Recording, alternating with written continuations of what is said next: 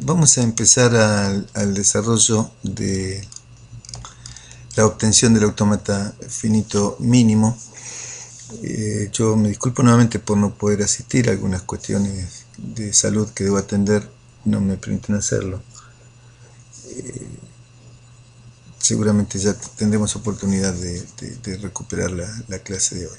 Ustedes recuerdan que hicimos en la clase anterior los autómatas equivalentes, el árbol de equivalencia de autómatas, y después hicimos la tabla de estados distinguibles para poder encontrar el autómata finito mínimo, aquellos que eran iguales, que eran estados equivalentes. Uno de ellos lo podíamos eliminar. Ahora vamos a encontrar un método más analítico para obtener el autómata finito determinístico mínimo. El autómata finito mínimo es el que tiene la mínima cantidad de estados, es decir, un lenguaje regular puede ser reconocido por varios autómatas finitos, pero tienen un único autómata finito mínimo. En general, los autómatas son equivalentes si el autómata finito determinístico mínimo que se obtiene es el mismo.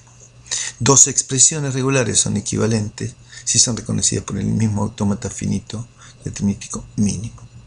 Así que es un algoritmo que es importante como para poder establecer la equivalencia de autómatas o la equivalencia de expresiones regulares. Recuerden también que no siempre lo más adecuado es el autómata finito mínimo. Cuando nosotros estamos haciendo el trabajo práctico de ustedes, que es el analizador lexicográfico, el autómata finito necesariamente no debe ser mínimo. Bueno, el tema un poco más detallado, no tan gráfico como el que vimos la última vez para la obtención del autómata finito mínimo, consta de varios pasos. El algoritmo tiene varios pasos. El primer paso consiste en particionar el conjunto en dos clases, los estados finales y los estados no finales. Ahí aparece un concepto, el concepto de comportamiento. El concepto de comportamiento es la NUPLA formado por los estados de la fila de la tabla de transiciones. Es decir, si dos estados son equivalentes si pertenecen a la misma clase y tienen el mismo comportamiento. Los estados son equivalentes si pertenecen a la misma clase y tienen el mismo comportamiento. Es decir, si dos estados pertenecen, supongamos que la clase de estados finales y no finales. Si un estado no final y tiene la misma fila que otro estado que también es no final, entonces esos estados son equivalentes. El segundo paso consiste en detectar estados equivalentes, hemos dicho, equivalencias inmediatas. El tercer paso es reducir el autómata finito, el cual se quedará solamente con uno de esos estados equivalentes. Los restantes estados de este conjunto pueden ser eliminados. Por lo cual, en la primera parte es encontrar estados de equivalencia inmediata que pertenezcan a la misma clase y que tengan la misma fila. ¿Cuál los reemplaza? El menor de ellos, y todos los demás eventualmente se redireccionan. El cuarto paso del algoritmo consiste en construir una tabla auxiliar, tabla de transiciones por clases, reemplazando cada estado de llegada por la clase a la que pertenece ese estado, la primera partición que nosotros hicimos. Luego, el comportamiento por clase de un estado es la sucesión de clases de llegada según los distintos caracteres que toma. El quinto paso del algoritmo consiste en aplicar el proceso de búsqueda de estados equivalentes por clase.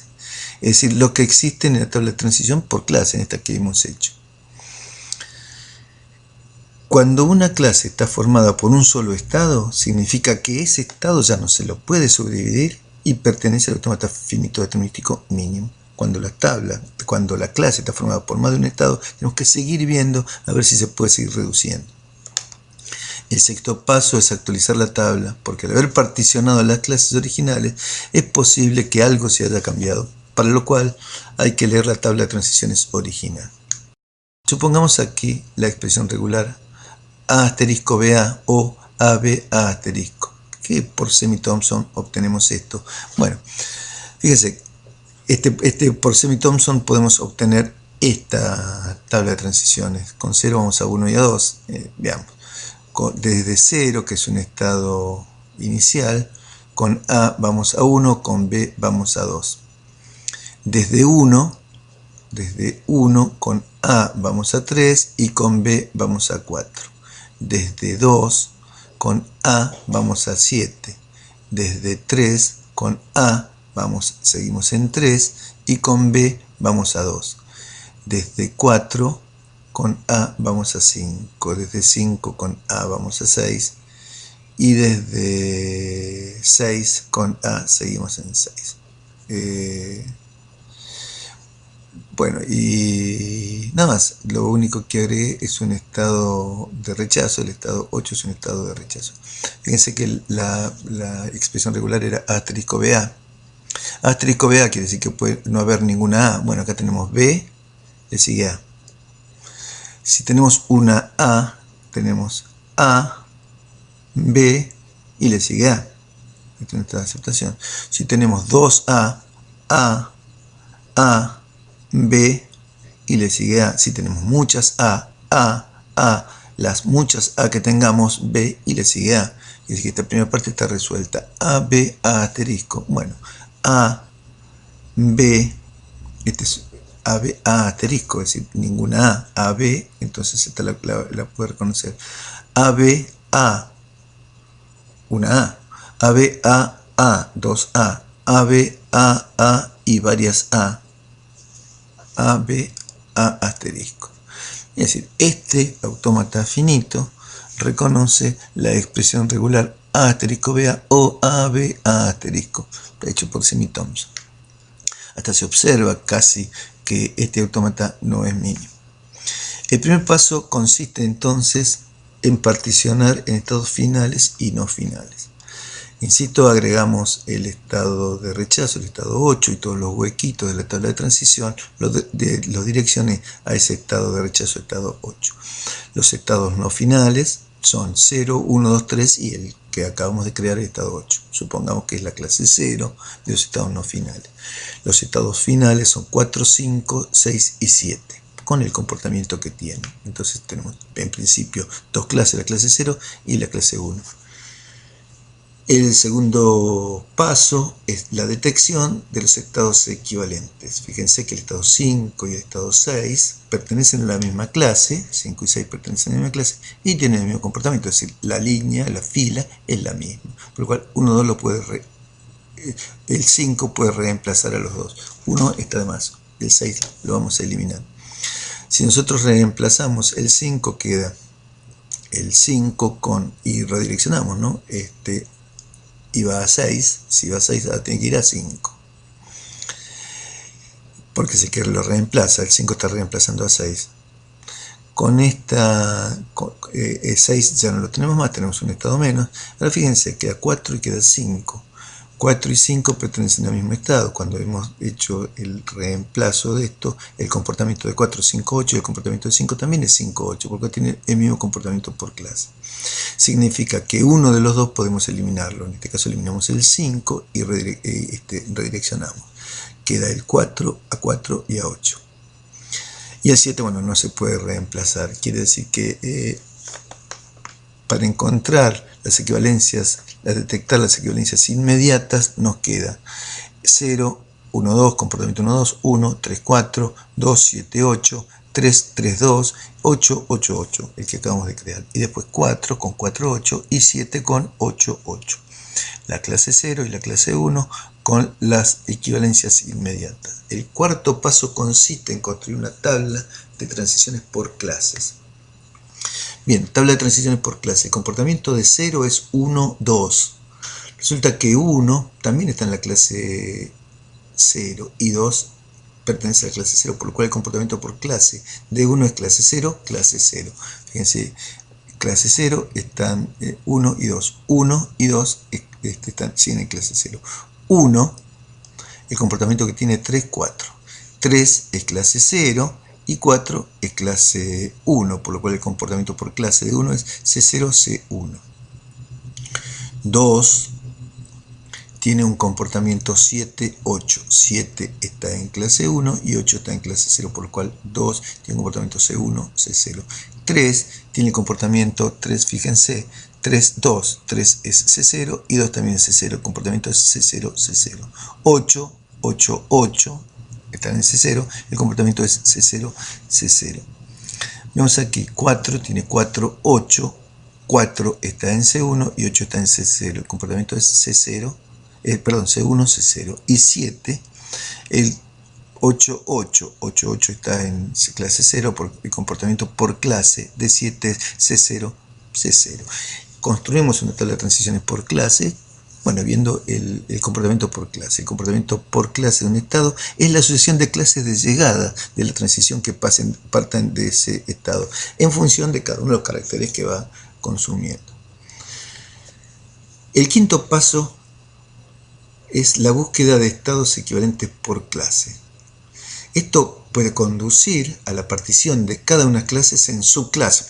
Entonces después tenemos que ver cuál es el comportamiento, si algo se modificó o si algo cambió. Fíjense, el 0 tenía comportamiento por clase C0, C0, y en la tabla original el comportamiento que tiene 0 es 1, 2. 1, estamos aquí, ¿no? 1 está en C0 y 2 también está en C0, por lo cual es C0, C0. 3 tenía un comportamiento 3, 2. 3 está en C0 y 2 está en C0. 8 tenía comportamiento 8, 8. 8 está en C0, C0. Bien, veamos aquí qué ocurrió. 1 que tenía comportamiento 3, 4. Fíjense que 1 que tenía comportamiento 3, 4, 3 está en C0, pero 4 está en C1. Acá se diferencia. 2 que tenía un comportamiento 7, 8. 7 está en C1 y 8 está en C0. Acá se diferencia. 4 que tenía un comportamiento 4, 8. C1, C0. Esto no se modifica. Bueno, pertenecen a otra clase. Y 7, C0, C0, este no se modifica. Esta clase la subdividimos, clase 2, esta clase 3, la 1 y la clase 4. Quedaron todas estas clases con un único elemento. Cuando la clase está formada por un solo estado, significa que ese estado ya es mínimo. Acá hubo una división por clase. Vamos a ver si siguen teniendo todos los demás, estos de aquí, si siguen teniendo el mismo comportamiento. El sexto paso, actualizar la tabla, porque al haber particionado las clases, la tabla original, algunas cosas pudieron haber cambiado. Volvamos otra vez. 0 tiene un comportamiento 1, 2. Estamos acá. 0 tiene un comportamiento 1, 2. 0 tiene un comportamiento 1, 2. ¿Dónde está 2? En la clase C2. ¿Dónde está 1, perdón? En la clase C2. ¿Dónde está 2? En la clase C3. Es decir, ahora que se particionaron las clases, el comportamiento de 0 es C2, C3. Esta clase C0 la estamos subdividiendo. Vamos a ver 3, qué comportamiento tenía originalmente. 3 y 2. 3 tenía un comportamiento originalmente 3 y 2. 3 y 2. Y 3 está, vamos a ver, 3 está en la clase C0 y 2 está en la clase C3, por lo cual el 3 con esta reactualización que hicimos de la clase, el comportamiento es C0, C3. 8 tenía comportamiento 8, 8. 8 está en C0, C0, así que esto no se modificó. Fíjense que acá quedaron cambiados, quedaron modificados. La clase C2, C3, C1 y C4 ya son mínimas. La clase C2, C3, C1 y C4 ya son mínimas. C7 también ya era mínima. En definitiva, volviendo a la tabla original, el autómata finito mínimo es, fíjense, 0 queda, es mínima, no hay nada. 3 está, 8 también está, 1 también está con clase única, 2 y 4 y 7. Bueno, vuelvo a sacar 8, el estado de rechazo vuelvo a sacarlo y nos queda 0, 1, 2, 3, 4 y 7. Saco 8, si saco 8 vuelvo a poner los huequitos, vuelvo a poner los huequitos. Y vamos a la tabla original a ver qué comportamiento teníamos. 0 teníamos el comportamiento 1, 2, ¿recuerdan? Entonces 1, 2. 1 teníamos el comportamiento 3, 4. Magnífico. 1 el comportamiento 3, 4. 2 teníamos el comportamiento 7, 8, pero el 8 es el estado de rechazo. 7 solamente. Aquí estamos. 4 y el estado de rechazo. En realidad 4 teníamos acá